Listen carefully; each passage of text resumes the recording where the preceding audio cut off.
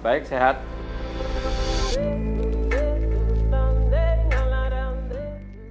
Rasanya sih banyak menemukan hal-hal baru, belajar juga bagaimana caranya menyesuaikan diri, berkomunikasi dengan begitu banyak orang-orang yang punya pengalaman lebih banyak dari saya, atau mungkin juga orang-orang yang baru masuk politik sama-sama saya tapi punya visi yang luar biasa. Saya sih masih menempatkan diri saya sebagai bagian dari sebuah mesin politik yang sangat besar, yang betul-betul berusaha menyadari apapun yang saya lakukan dan saya katakan itu berpengaruh terhadap banyak orang. Itu belajarnya susah, gitu. Jadi akibatnya kita nggak bisa ngomong sembarangan.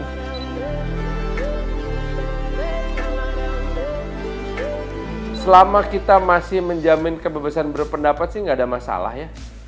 Karena kebebasan berpendapat itu bukan cuman masalah kena semprit atau kena tangkap polisi. Tapi bagaimana kita menghormati dan menghargai pendapat yang berbeda dalam level yang personal sekalipun gitu. Bukan berarti bahwa karena gue beda pendapat sama lo terus lu gue hujat aja sembarangan gitu, nggak juga gitu sih. Tapi pada akhirnya kenanya personal tuh. Iya, jadi memang kita ini dalam menjamin kebebasan berpendapat dan juga kemerdekaan berekspresi harus mencapai atau mengajak diri sendiri belajar untuk dewasa.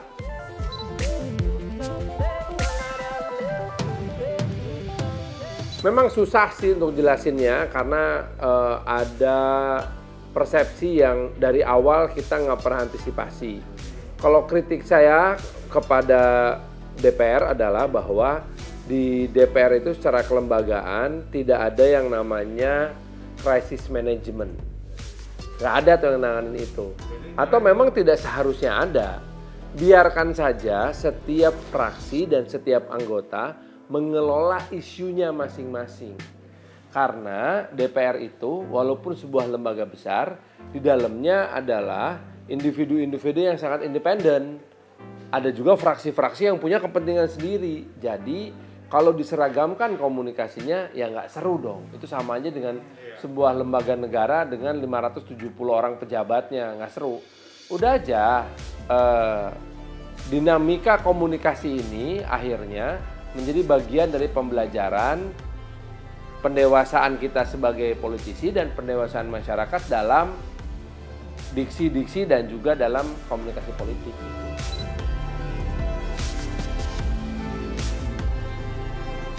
Kepake banget alhamdulillah, terutama dalam menentukan kapan mesti ngomong, kapan mesti diem. Begitu. Iya dong. Itu tuh saya belajar banyak dari apa yang sudah saya lakukan selama kurang lebih 25 tahun karir saya sebagai seorang penyiar gitu ya. Nah, dari situ kita juga bisa mengetahui atau membaca hal-hal apa saja yang tersirat dari omongan seseorang. Bagaimana sebetulnya proses sebuah statement itu keluar dari interaksi dalam sebuah perdebatan. Itu sih saya alhamdulillah kepake banget. Tapi gimana pun juga memang saya masih belajar tentang bagaimana sebetulnya memanfaatkan dan juga mengembangkan kemampuan untuk berdebat.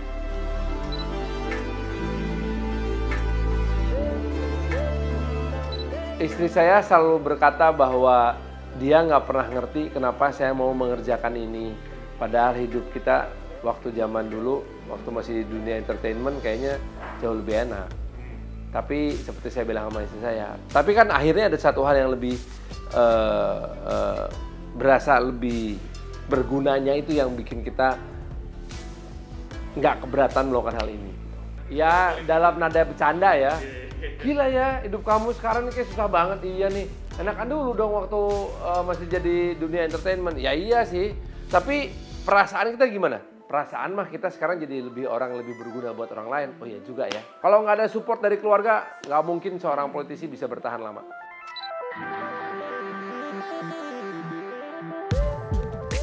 Oh pasti, buat saya itu adalah sebuah stigmatisasi.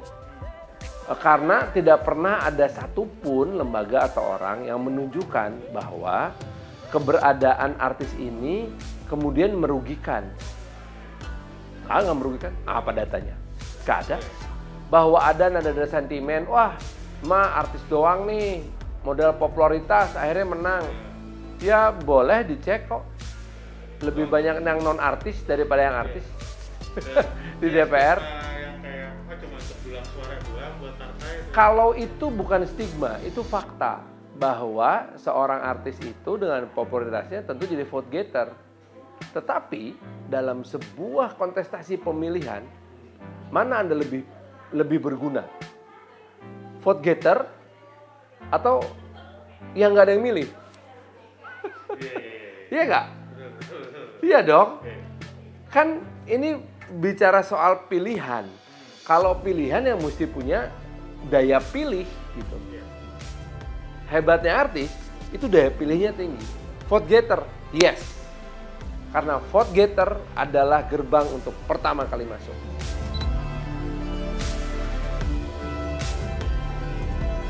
Satu, kalau mau masuk sebagai gini, kalau secara pede artis tuh nggak pernah kekurangan kepedean, malah kelebihan. Satu itu. Kedua, jangan pernah berpikir bahwa di dunia politik tuh kita dibutuhin, enggak, kita yang butuh dalam kontestasi itu. Jadi jangan pernah dalam rangka, karena gini, kalau kita sebagai artis itu orang nyamperin minta deket-deket sama kita. Tapi begitu kita berkontestasi, kita yang mesti deketin orang. Nah, pergeseran transisi dari yang senang dideketin menjadi yang harus melakukan pendekatan itu yang sulit. Jadi jadilah orang yang mampu bertransformasi dari yang senang dideketin tapi sekarang jadi senang ngedeketin.